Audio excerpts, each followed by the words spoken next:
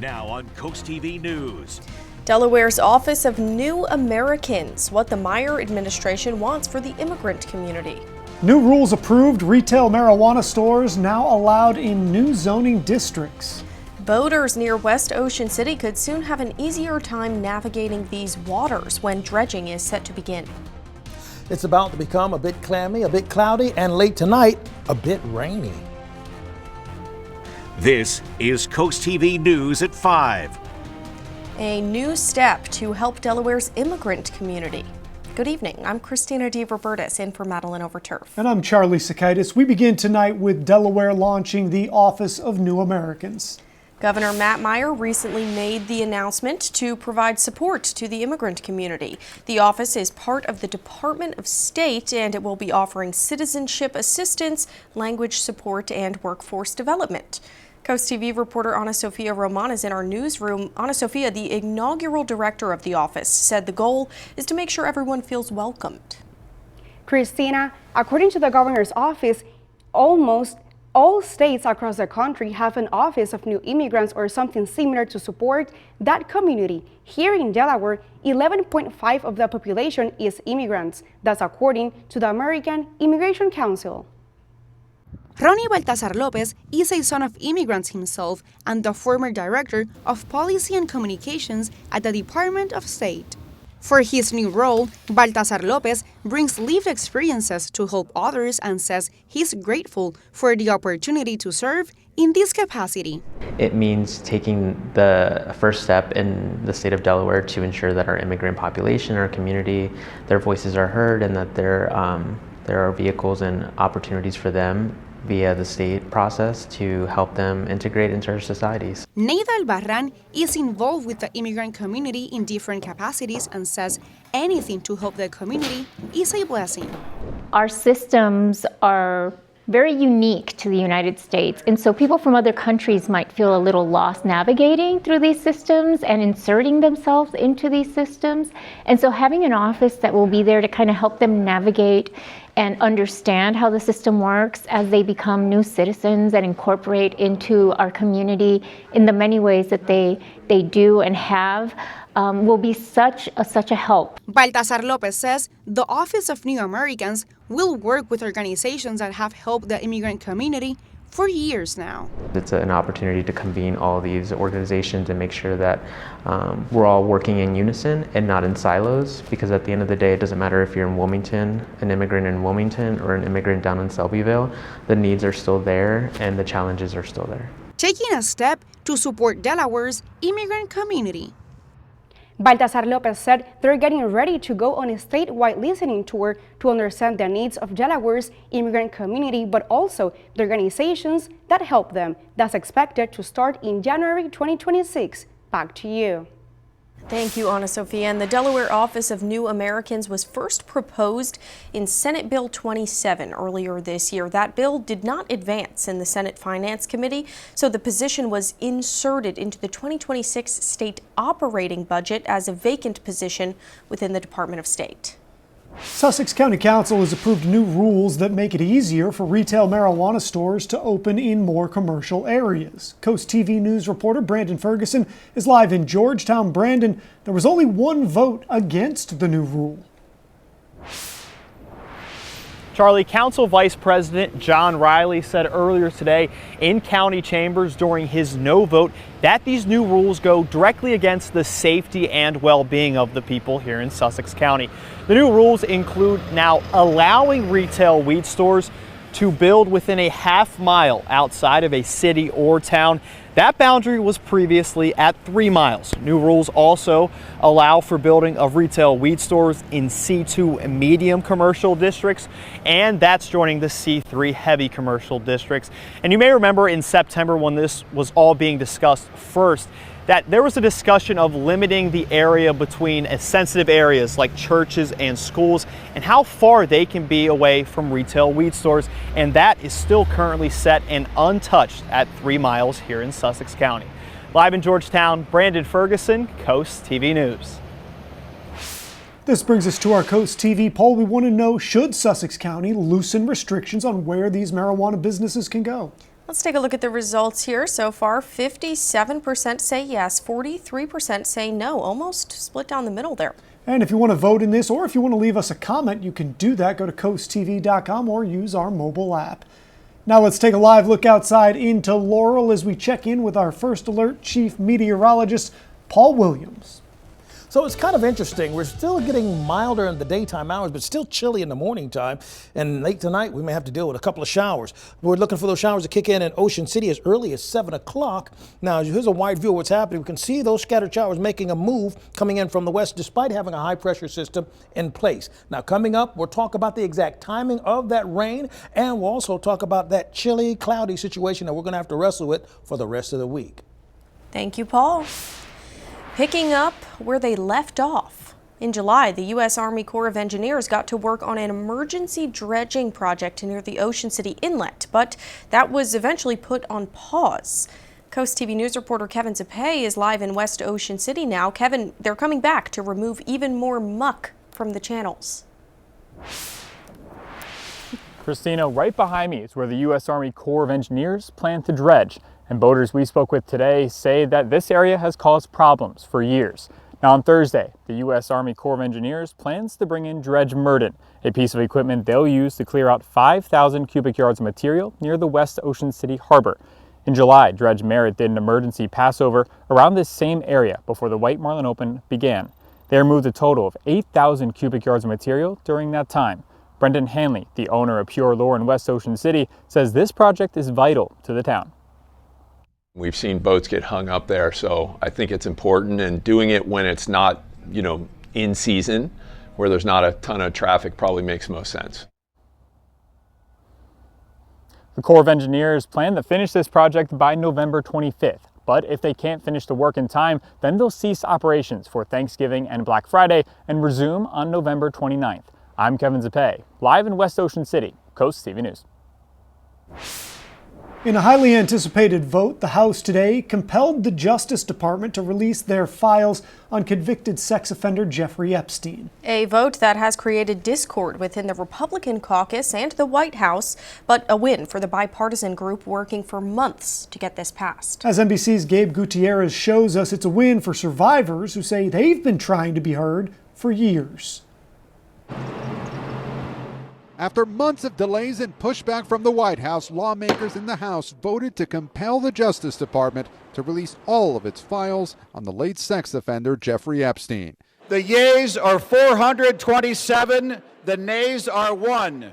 The vote was nearly unanimous. The momentum behind this did not come from politicians.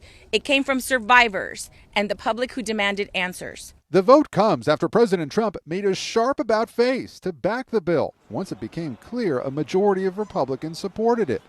And he bristled today when the topic was brought up during his meeting with Saudi Arabia's Crown Prince. You just keep going on the Epstein files.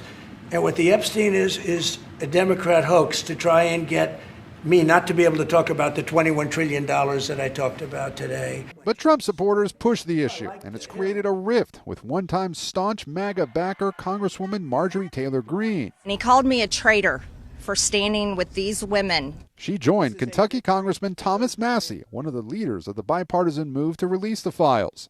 We fought the president, the attorney general, the FBI director, the Speaker of the House, and the vice president to get this win. And Epstein survivors in the shadow of the Capitol this morning, many of whom have been fighting for years to be heard and believed.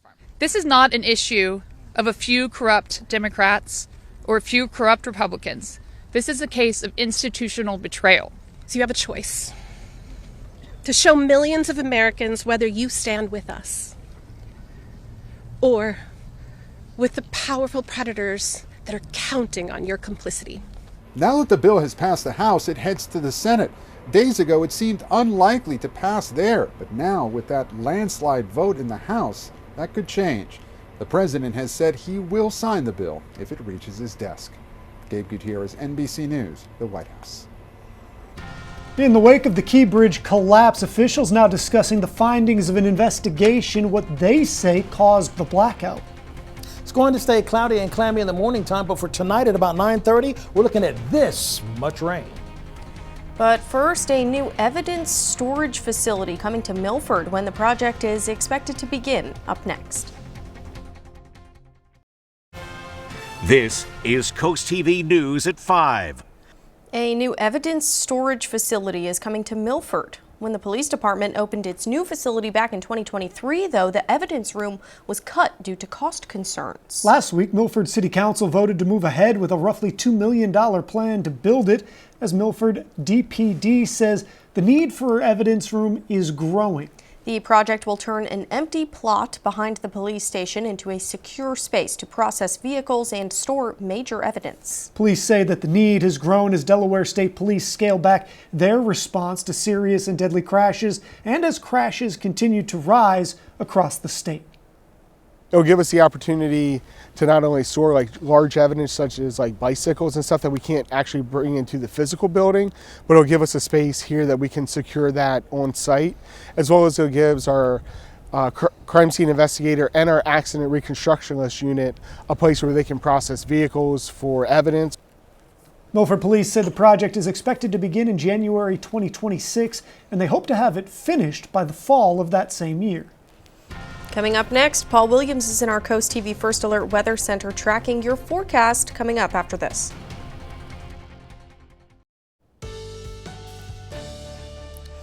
Expect rain late tonight and a few more gray days ahead.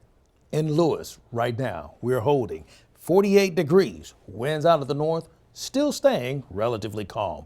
That rain is likely to kick in as early as 7 o'clock in Lewis and continue throughout the rest of the night.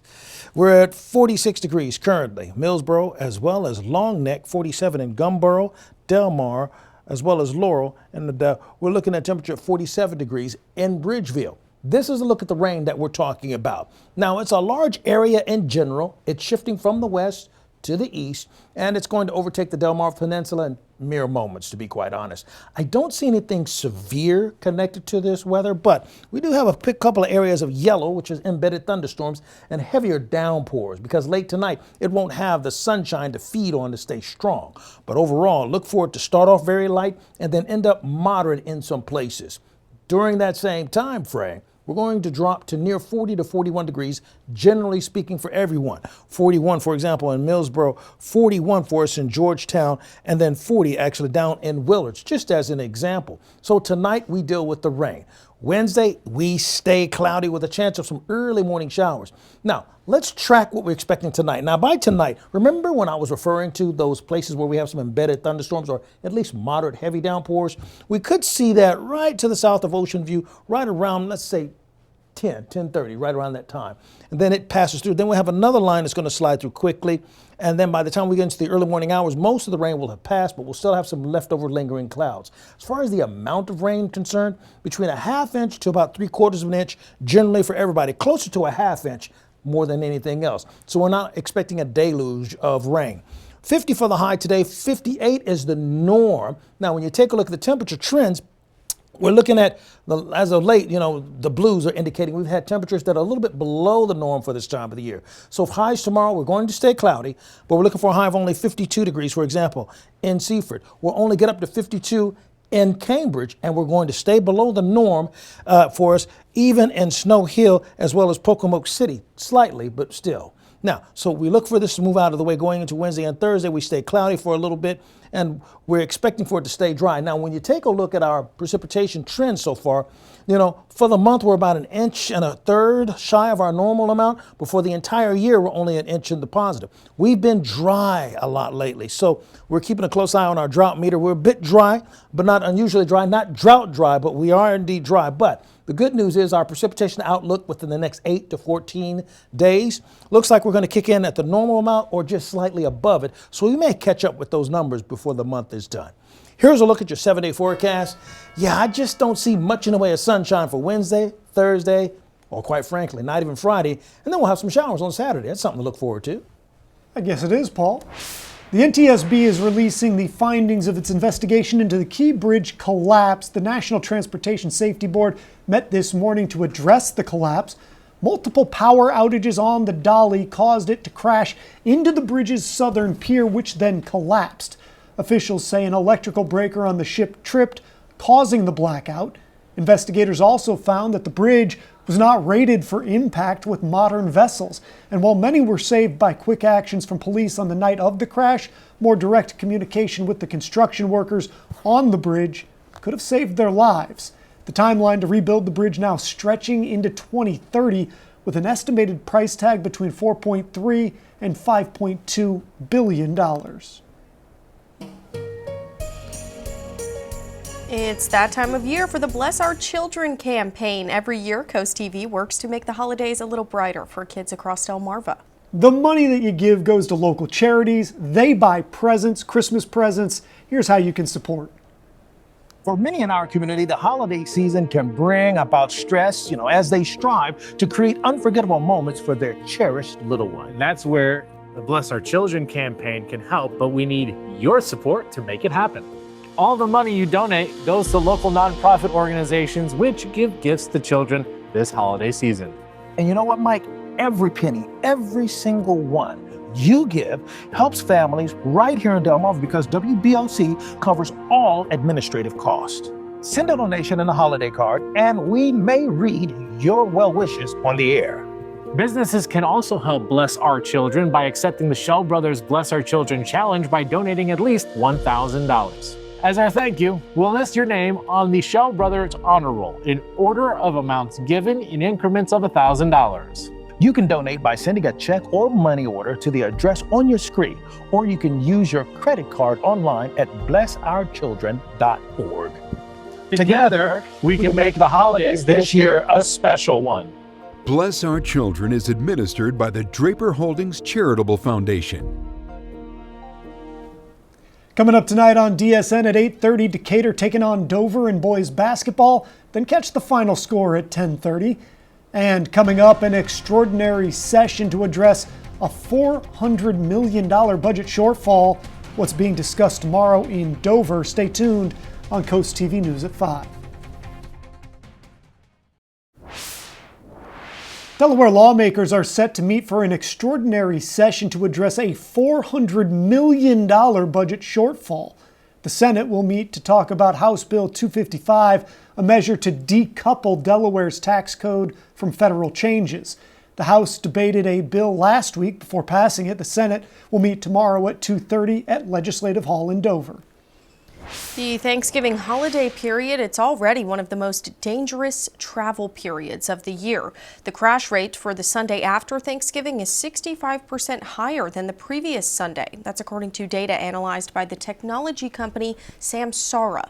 It's the busiest travel day of the year when millions of Americans head home and commercial trucks and delivery drivers return to the road. Early winter conditions can also increase risk of crashes. Experts say drivers can reduce their risk by leaving earlier in the day, avoiding night travel, and keeping extra space around large trucks. Flu season was bad last year, and we could be in for a repeat. We're seeing the likelihood of a second severe flu season in a row because lagging vaccinations and a new mutated strain, that strain called subclad K, and it's behind early surges in the United Kingdom, Canada, and Japan. Last winter, the U.S. had its highest rates of flu hospitalizations in nearly 15 years. At least 280 children died of influenza, the highest number on record going all the way back to 2004. Now here's a live look into Ocean City. We have one more check on your forecast after the break. Take a gander in Laurel. We're at 46 degrees, and we anticipate the scattered showers kicking in Laurel like within the next hour, well, this hour rather, and dropping to the lower 40s. Now, precipitation is still going to get its way here eventually, so we'll keep a close eye on that. Olivia Schmidt of Milford, congratulations. You're our umbrella giveaway winner, sponsored by Paul Davis Restoration Home Remodeling. By the way, keep up with your forecast by calling our weather line. Your forecast is just a call away, sponsored by the law offices Bruxted, Mandalis, and Federico. And finally, here's a look at your exclusive 10-day forecast. We are expecting for it to stay cloudy, stay gloomy, stay ugh. At least you sound super positive about it, Paul. Yeah. Right. How uplifting. Thank you. Ugh. You heard it here first, guys. We have UGG on the way, so whatever you got to do to prepare. Thank you, Paul, and thanks for joining us for Coast TV News at 5. For more news, more local weather, download our Coast TV News app. Inside Edition is up next. And we'll see you later tonight for Coast TV News at 6. Have a great evening.